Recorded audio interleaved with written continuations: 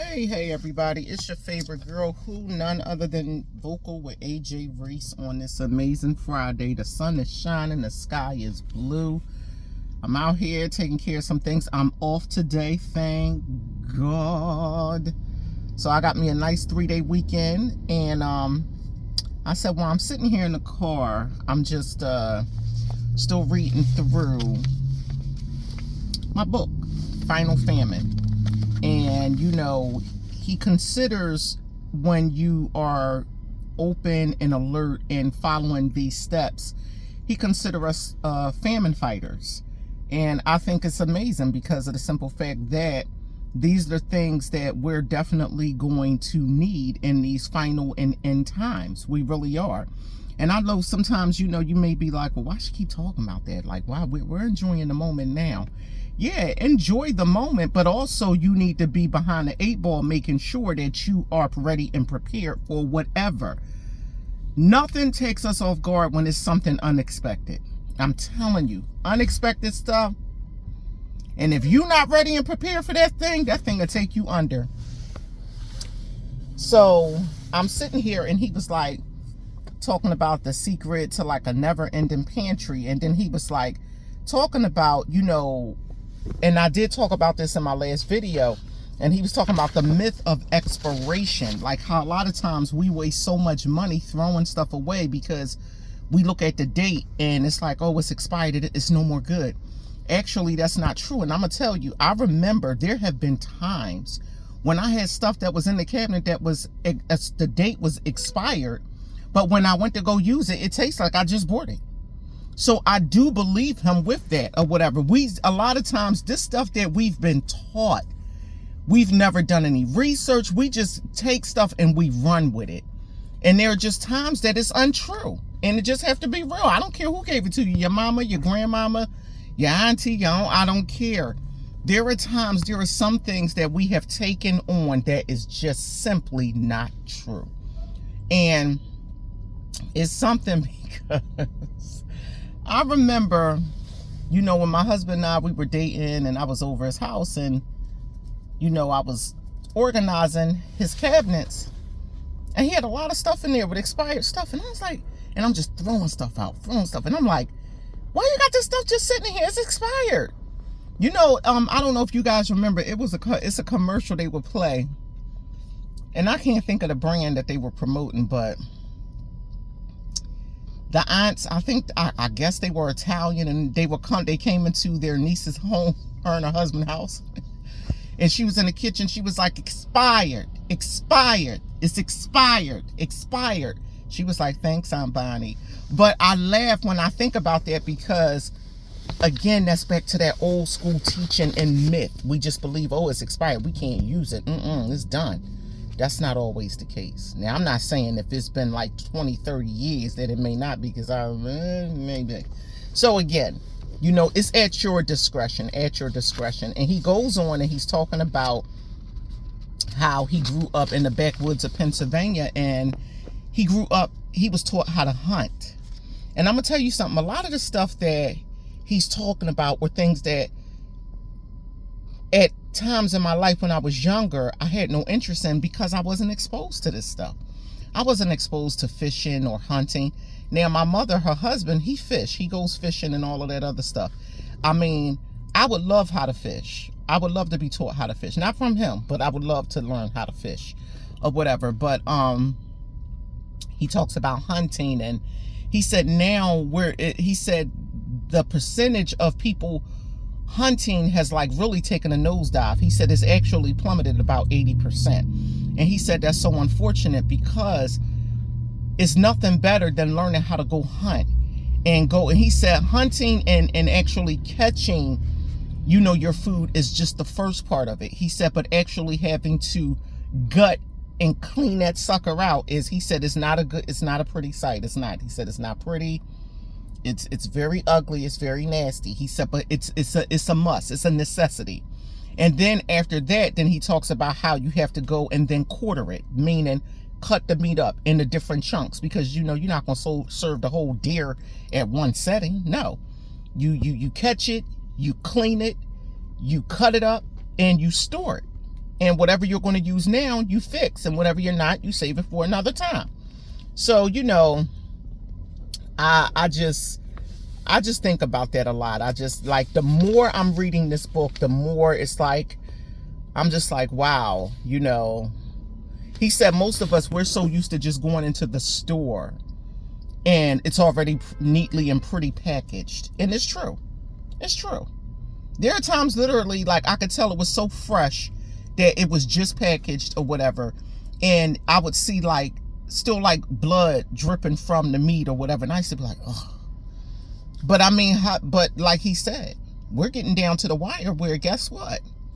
Put your big girl drawers and big boy boxers on, because some of us may have to go hunting for things that we need for our families.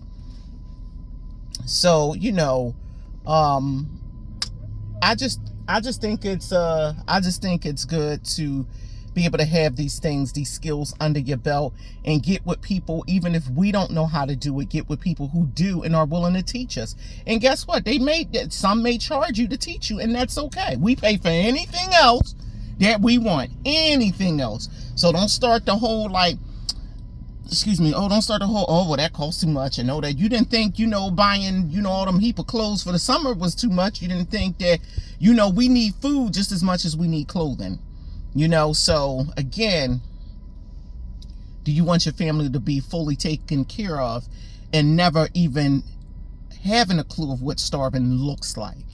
There were times when I was younger, I would just sit there and just say to God, like, I wish I could feed all the hungry people in the world. I wish I could take care of all the, like, hungry babies in all the different countries and states. And it just bothers me. It just bothers me at the fact that we have definitely made shipwreck of the resources that you've allowed us to come through our hands. And it's just a sad sight and state of affairs. And it bothers me. But, it is what it is or whatever. And the only thing I can say is that, Lord, whoever you call me to be a blessing to, that I will be a blessing to.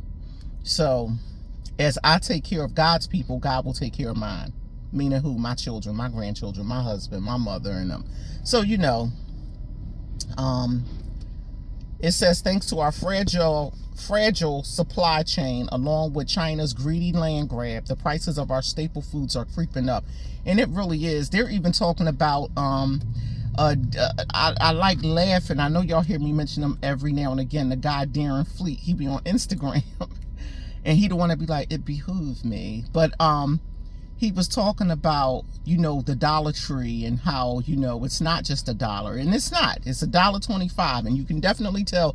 And now from what I'm hearing, either they're closing the Dollar Trees or either they're increasing the prices yet again. Well, don't call it Dollar Tree anymore. Just call it Dollar Plus. I mean, the bottom line is everything's going up. Everything's going up. And it says there are 3 other beloved foods you ought to keep an eye on. Chicken, beef, and beans are all about to take a hit. Just beef alone has risen 20% in price over the past year, and it is true. I remember during the pandemic, and it's so crazy, people were like on video showing like how high oxtails, and one pack with like 4 oxtails was like $35-$40. I might as well go purchase some farmland in a rural community and just start breeding my own animals. And I'm serious. I know it sounds funny, but I'm just as serious. My grandparents had a farm. They had a farm. I remember when I was younger seeing hogs and pigs and chickens and roosters and all of that. I remember that. I remember that. I remember. And I remember my grandmother going out into the coop, grabbed the chicken, broke the neck. I was like, oh God. I couldn't eat the chicken, y'all. I couldn't. She went in there, she killed the chicken, cleaned it, cut it. Oh God, I couldn't, y'all. I could not. Like, I was so sad for that chicken. I was like, oh my God.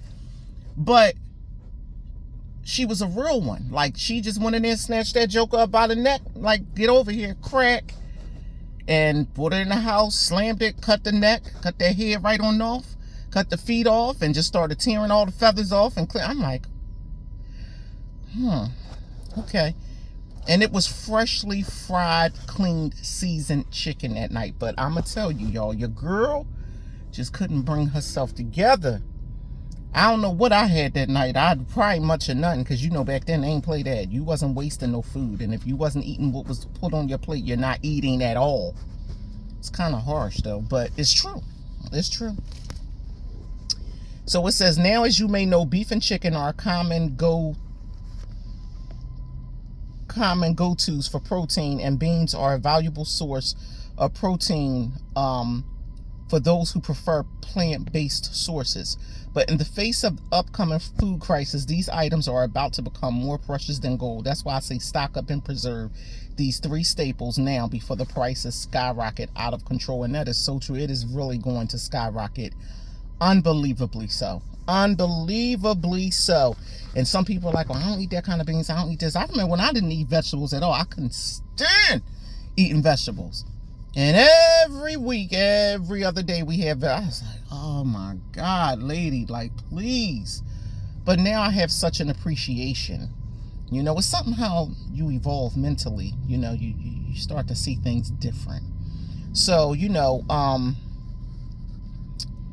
it says if you need a hand with that, or simply don't know where to start with stockpiling food, head over to teddyscommandpost.com. And I'm going to tell you again, teddyscommandpost.com. And stock up on Famine Fighter, the only survival food on the planet that can actually last 25 years and still taste delicious. That's because it's made by a team of world-class culinary chefs. Those were some plain, unmarked cars that are yet law enforcement, so that's what you heard. So it says, using fresh ingredients like potatoes, pasta, and bread sourced from local farms, then shipped in our patent double oxygen shield pouches. The result, a 3-month supply of portions that keep you and your loved ones full, satisfied, and nourished no matter what. Simply visit Teddy's Command Post to stock up or restock Famine Fighter. When disaster strikes, you'll have one less thing to worry about, so you can focus on keeping your loved ones safe. Life's most precious resource, clean drinking water. And that is so true. I will say, like, the water has definitely changed. Like, it has changed. It really, really has. It has changed. It says, now here's where it gets a little intense, because where the taps run dry, you'll quickly learn just how important clean water is for survival.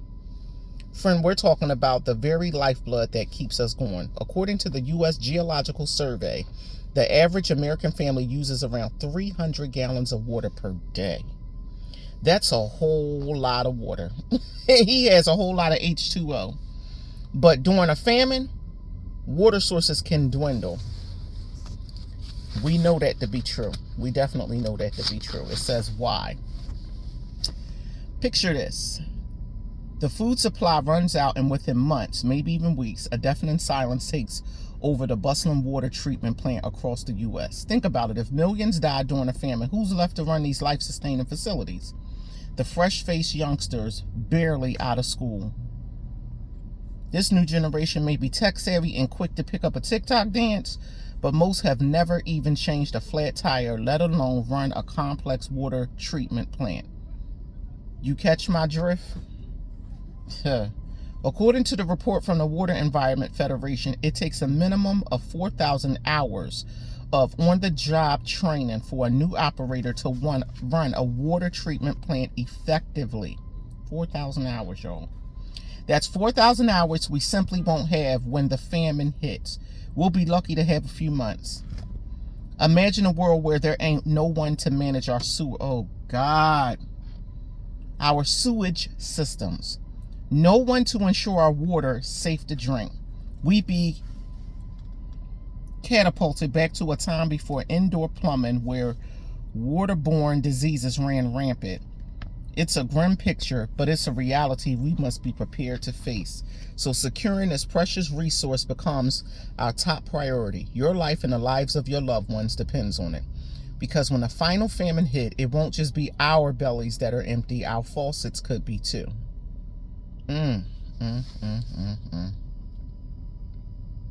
I'm going to finish up this last one and then I'm going to be done with this.